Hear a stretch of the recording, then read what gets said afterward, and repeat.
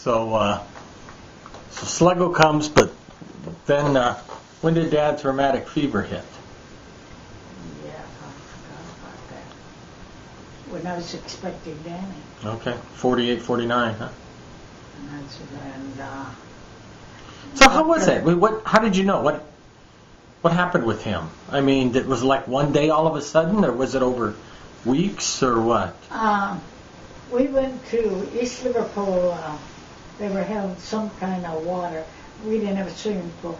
So, everybody familiar. It's a Sunday afternoon, and we took the kids, one of the relatives, I think it was Subby, took the kids down to East Liverpool so they could go swimming in a private pool there of some kind. So then turned around while we went to, because I said, the reason they took him, Daddy didn't feel good. So he kept saying his legs hurting. So turn around while... and Dad was playing soccer and golf at this time, right? I mean, he's active, so... Yeah, very. Yeah, so it's something that his legs were hurting. So he said his legs hurt him, and I said, we couldn't. I said, okay, then let's go home. And Subby was there, and I said, Subby, when Cookie and Sissy, over whoever it was, finish, will you watch them swimming here and bring them home? He said, okay, go ahead, take guys, because the guy don't feel good. So then, instead of coming home, we drove to Dr. McGoghney's, and that's Sunday, about 5 o'clock in the afternoon. We knocked at the door, and I says, Dr. McGoghney, I says, guy doesn't feel good. He said his legs hurt him. He can't hardly walk. And he says, okay, come on in. And he looked at him and he says, I don't like it. You go ahead and go home right away, and I'll be there. So then he turned around and came there, and he says, well, I hope it ain't what I think it is, but gave him a shot that is. Well, then, before you know it, he was dead he was all like wood. That same day? No, the next day. So like within one day, 2 days, yeah. That was Sunday night. Yeah. And it got worse and worse. Mm-hmm. And I was expecting Danny. Yeah. So then being turned around, I was, he wanted to get onto a sitting position. So I put my head under here, on his back, so he could get to a sitting position. And here, who's peeking out of the door, and he came in. I says, when you start to think of it, the doctor, what the hell are you doing? You know that baby? You're going to have it right on the floor. He says, and Daddy started to cry then. I won't let her do it no more. I won't let her do it no more. Well, what we did is his brother Bucky, and across the street from us lived Wilson's, and he was a teacher, and his wife was a nurse. So every now and then she would come over and she'd give him a little bit of a sponge bath. But wait, it's okay, hang on, I'm missing something. So there's a Sunday morning, you're in East Liverpool, kids are swimming, all of a sudden his legs start hurting for the day. That night, Dr. McConaughey comes over to the house and gives him a shower the next day. No, well, we come to Dr. McGoghney. Stopped at his house. He said, he came to your house. Yeah. So we told, well, then this goes on for a couple of months. But wait, so I mean, he can't move. Nothing. And what do they think? What are they doing with him? Checking him? Yes, the doctor keeps coming every day. But they don't know what it is yet. No, they don't know. So, like I said, when he wanted to get in a sitting position, I would take my head and I'd go in under his ribs. Back, yeah. Maybe he could get to sitting. And then it got so he could go to the toilet. His brother Bucky and Wilson would go this way, and they'd put him and bring him to the toilet. So he was 37 years old, 36 years old. He was just stone sick, and so that went on, I guess, for 3 or 4 months. Did Danny get born by then? So Danny, one night, we took the two. He was sitting in a car, so it was a carnival in the. Dad was in the car? Yeah. So he could move a little. I mean, this was later on. And he was, well, that he could walk. He hung on to me, and so we rode down to the 11th Street. They had a carnival. And so I said, I got to go pick the kids up. So he came, and he's sitting in a car. And I turned around and went and hollered at the kids because, and then of all things, the Ferris wheel broke down. And who's on the tip top? Sluggo and Cookie. Sluggo and Sissy. And what the hell, and what happened, so somehow they did manage a little wee bit, but so finally when they came, so by that time Daddy was said, I'm so tired in the car, waiting. So we turned around and he got to come home. Why, we had a glider on the porch. So he says, I'll just sit here. So he took and laid there, and he was laying. And I turned around, and the kids went upstairs and to bed, and all at once my water broke. And when my water broke, I'm hollering, Guy, from upstairs, and he's not answering. And I come downstairs, and I says, you son of a bitch, a baby's coming. I says, the water is, I can't hold back. It's just pouring water. I'm pouring water. And he says, how? I said, well, come on, you'll have to. I says, call a doctor. And by then, Dr. McGoggany or Hunter, they both gave up doctoring. 2 weeks before Danny was born, he says he got shaking. And he couldn't take, he wasn't allowed to touch another patient. So we turned around and he was driving the car. Dad was?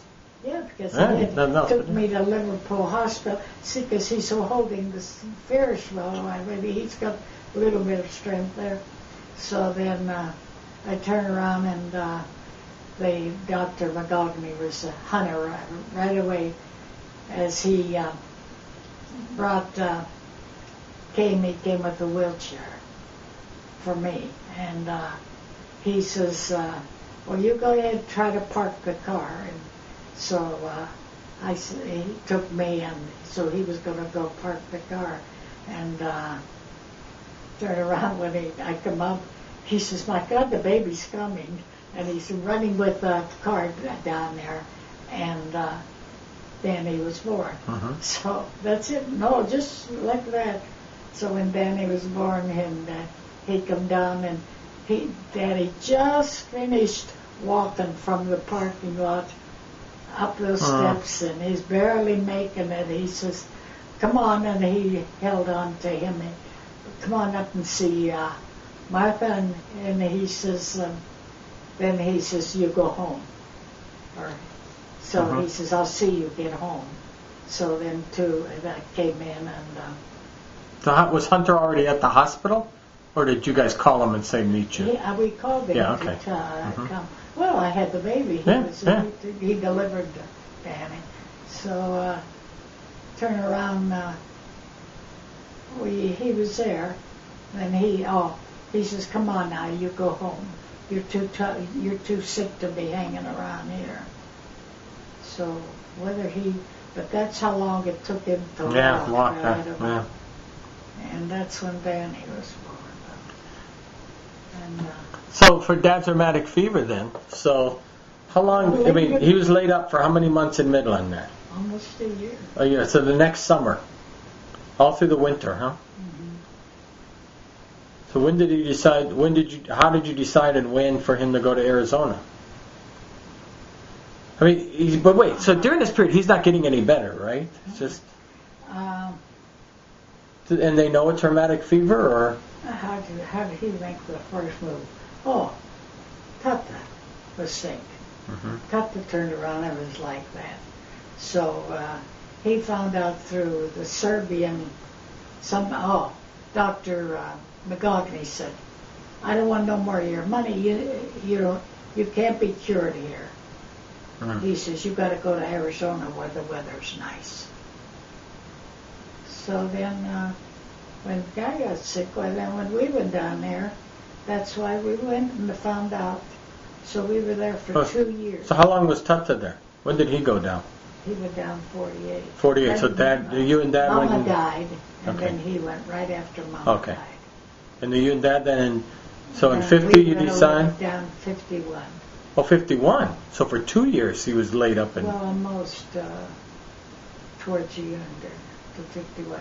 Because Danny was born in 49. 49. Yeah, because she was 2 years old when we went down there. So for 2 years he didn't work? Mm-hmm. Well, when was the gas station? Oh, that's when... Was that before you went to Arizona or after? After. Oh, after. Okay. Wow. Mm-hmm. But Cookie went down, right? 1 year? Well, yeah, they were whole. We moved down. Oh, he didn't go down one summer. I thought he went down one summer by himself. No, we'd come back and... Oh, that was later. So, yeah. 51, you guys decided to put everybody on a train and go to Arizona? Mm-hmm. No, we went in a car. He had a big Hudson. Oh, you drove. So he was okay enough to drive, but... Yeah, him and I. And cook? Well, he... No, Cookie wouldn't have been old enough, huh? I don't think so. Let's see, 15 years old, yeah. Yeah. Mm-hmm. But he, Mary Riggs, that's why when I couldn't get over it, when this last funeral, who died? Of ours there, the funeral. From our family? Yeah. Been a while.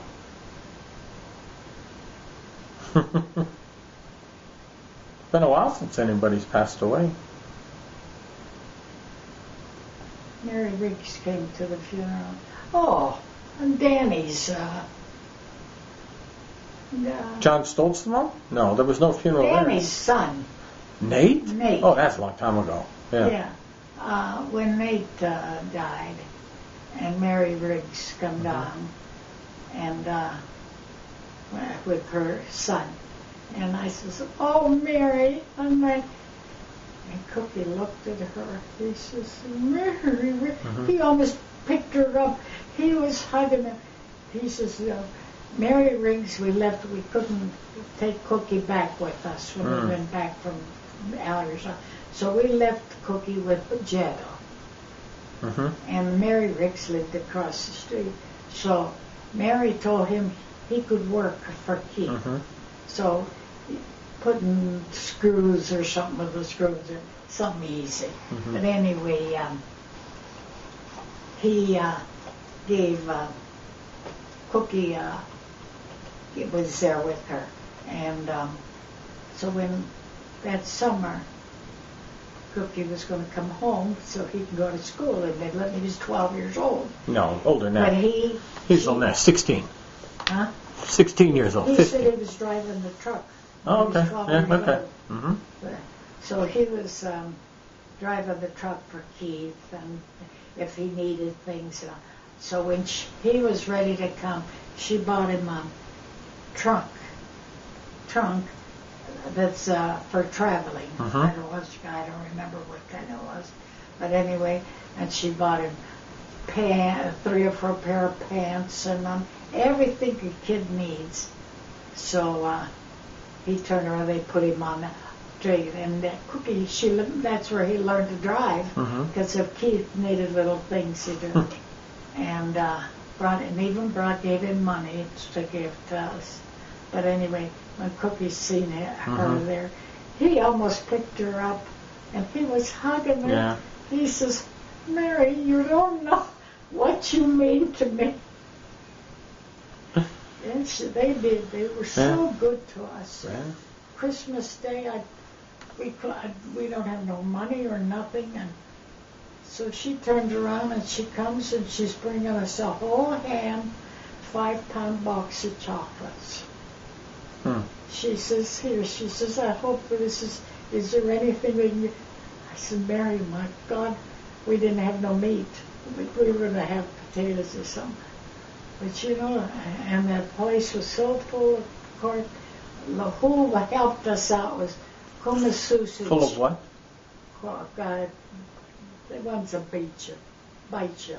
Oh, the ants or bugs? Some The sort. poisonous ones. Oh, scorpions. Scorpion. In Arizona, even at touch this place. Scorpion bit me. Yeah. Like this here, day before Christmas.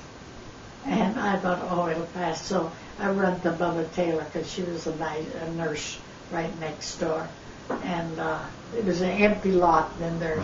And I says, the scorpion bit me. She says, well, here, pour ice on it. So she got a whole thing full of ice and put it on. Well, by 11 o'clock that night, I was walking around and Mary had a light on, and I went over and I said, you know what, that scorpion bit me, and I says, and boy, it's hurting me all up. Come on, I'll take you. And she rushed me to the hospital. She says it was going up. If it got to my heart, it would have killed me. So I was at the and she stood and paid for it, worried about paying it. Those people, I always wonder, every day I'm going to find out how she is. They said she don't know anything about herself. Oh, really? Alzheimer's or maybe something? Whoa. So tell me, wait, hang on. So I want to know one more thing about rheumatic fever and Dad. So his recovery. So he comes out here, right? Can't move hardly, right? From the car. Yeah. How long? I mean, did the Arizona heat just slowly start getting better, getting his feeling back and all that, or anything else with that? Well, we were there 2 years. Yeah. We were there 2 years, and then, like I said, when we got in the car, I would drive, because we couldn't afford a hotel room. I would drive all night, and he would drive all day. Wow. And we made it then as fast as could be. And it was, like I said, when Cookie saw Mary there. Mary, you don't know how. Mary, Sonny, I grabbed her. No, but like I said, then that's how we started then. We come back then, and when we did, we had gave our house, rented it to these people that came to Mesa, that big wheels of some kind he was for the crucible steel. And then when he came there, he wasn't working for them, or I don't know what it was all about, but anyway, he was in our house, and so we told him we didn't want the house back. So we did. We didn't have no furniture. We left everything over there. So what I did is I called Gimbel's. We had a credit with Gimbel's store to bring a couch that opens into a bed. So I forget who. Sissy was sleeping with somebody else, one of her friends, but Sluggo was little. So we turned around while Daddy and I would sleep on the couch, and Sluggo would sleep at our feet, and the next one was in between Danny, us. yeah. So that's how we lived then, Danny. Danny was the baby. And that's how we suffered. Oh, nobody knows. And it was like that for a good long while. Hang on. And when